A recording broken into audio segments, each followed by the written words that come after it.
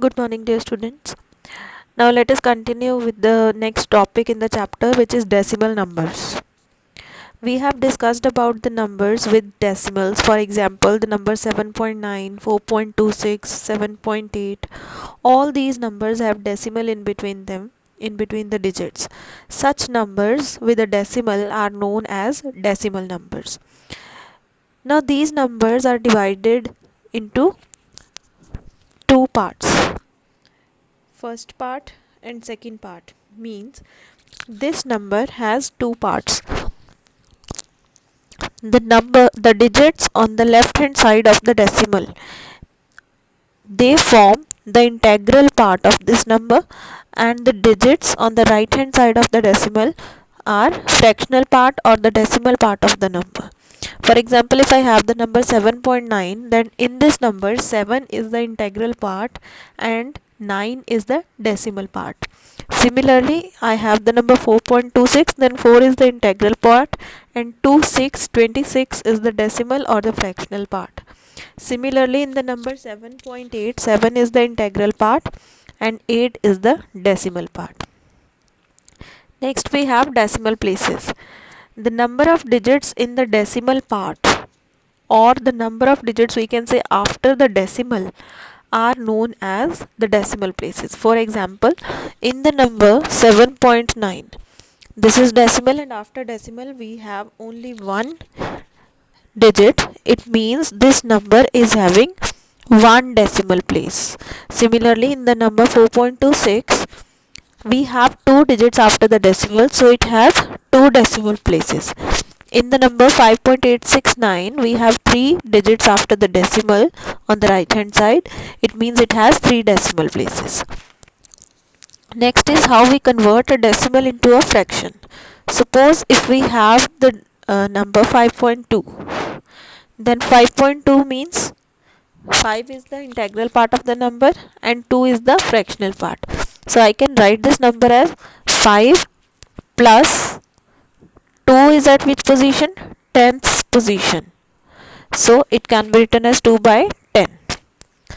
Now if I want to convert it into same fraction, I have here 10 as the denominator.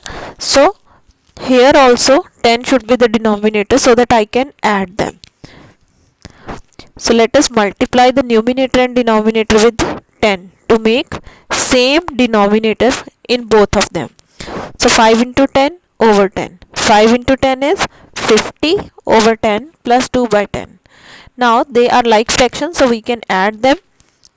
10 is the common LCM and 50 plus 2 becomes 52. So we get 52 by 10, or if I write it in the simplest form, then it will be 26 by 5 if I cancel it on the table of 2.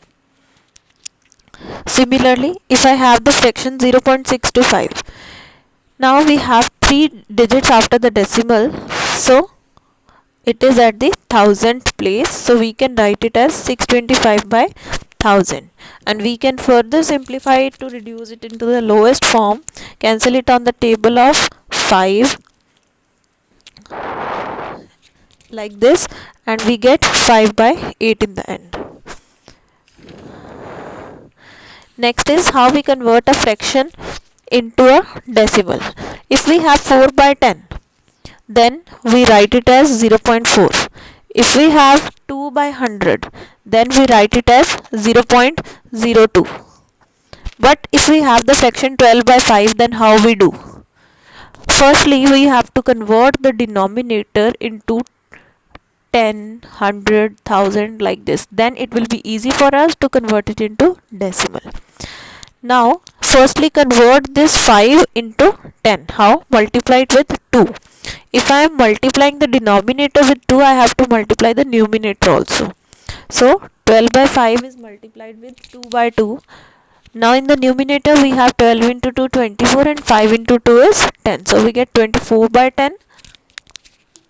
So I can directly write it as 2.4, because I know if I have 10 in the denominator, then it means after decimal one digit should be there. So I can directly write 2.4, or I can do like this.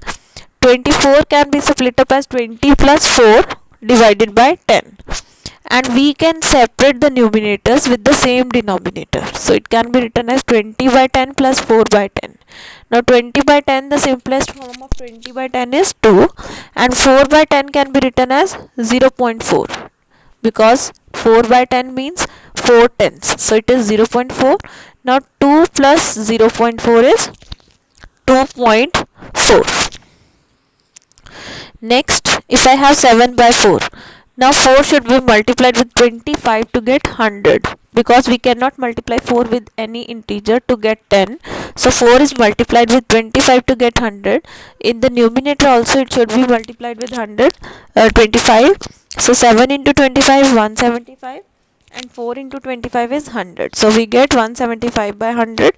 So again you can directly write it as 1.75, or we can split it like this: 100 plus 70 plus 5 divided by the same denominator 100. 100 by 100, again separate the numerators: 100 by 100 plus 70 by 100 plus 5 by 100.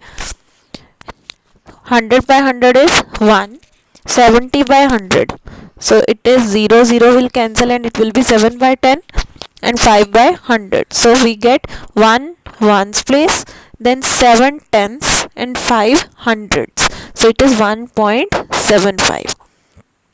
Next, if I have 25 by 8, so 8 should be multiplied with some number to get 1000. So 8 will be multiplied with 125. So 25 is also multiplied with 125. We get 3125, and in the denominator we get 1000. Then 3125 can be split up as 3000 plus 100 plus 20 plus 5 divided by 1000. Again 3000 by 1000 plus 100 by 1000 plus 20 by 1000 plus 5 by 1000. Now 3000 by 1000 will become 3. So it is 3 ones. Then 100 by 1000 means 1 by 10. 20 by 1000 means 2 by 100, and 5 by 1000. So we get 3 ones, 1 tenths, 2 hundredths, and 5 thousandths. So it is decimal will come here. So it is 3.125. Next is how we represent decimals on the number line. Suppose if I have 16 by 10, it means 1.6. If I have 9 by 10, it means it is 0.9. Now on the number line, from 0 to 1, as we know the denominator is 10. So from 0 to 1, make 10 equal parts. 1 to 2, make 10 equal parts. 2 to 3, again make 10 equal parts. Now I want 16 by 10. So let us count: 1, 2, 3, 4, 5, 6, 7, 8, 9. This is 9 by 10. So I got 9 by 10 here. Then 10, 11, 12, 13, 14, 15, 16. 16 by 10. As we have done this also in the previous chapter, so it is in the same way.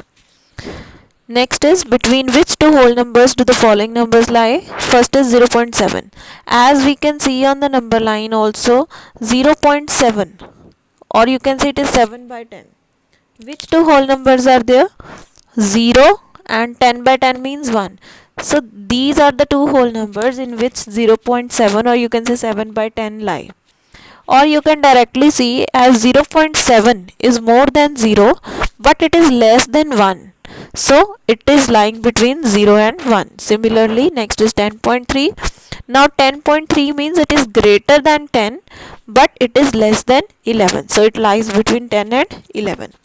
Now your homework for today is write 3 by 2 into decimal number, and second, between which two whole numbers does 14.9 lies. Do all the work very neatly in your notebooks. Thank you.